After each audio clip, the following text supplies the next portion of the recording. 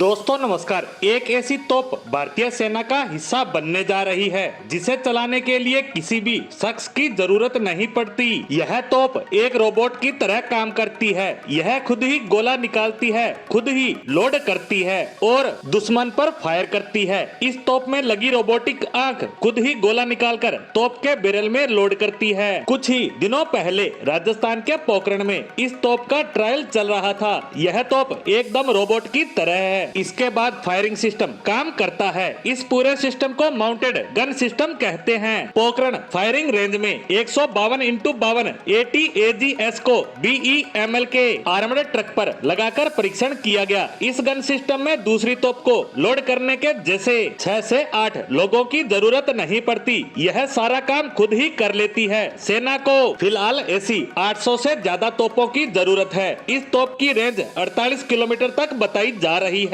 यह हर मिनट 6 गोले दाग सकती है। वहीं इस तोप का ट्रक 90 किलोमीटर प्रति घंटे की अधिकतम रफ्तार से चल सकता है। एक बार इसका परीक्षण पूरा हो जाने के बाद इसे पाकिस्तान और चीन सीमा पर खासकर पहाड़ी इलाकों में तैनात किया जाएगा। माउंटेड आर्टिलरी गन का फायदा यह है कि यह दुश्मन की बंदूक का पता लगा सकती है और गोलीबारी शुरू कर सकती है। दुश्मन की गोलीबारी से सुरक्षित होने व गोलीबारी करने के बाद स्थान बदलकर अन्य स्थान पर जा सकती है। भारतीय सेना अपनी आर्टिलरी रेजिमेंट में 800 माउंटेड गन शामिल करने को तैयार है। DRDO यानी रक्षा अनुसंधान और विकास संगठन भारतीय सेना को ताकतवर और अत्याधुनिक हथियार उपलब्ध करवाने के लिए लगातार काम कर रहा है और मिशन मोड के तहत DRDO ने इस माउंटेड गन को तैयार और इसका परीक्षण किया। इस तोप का परीक्षण भारतीय सेना के तोपखाने के आधुनिकीकरण में एक मील का पत्थर साबित हुआ है। इस परीक्षण के समय DRDO के अधिकारी और भारतीय सेना के अधिकारी और सेना के जवान मौजूद थे,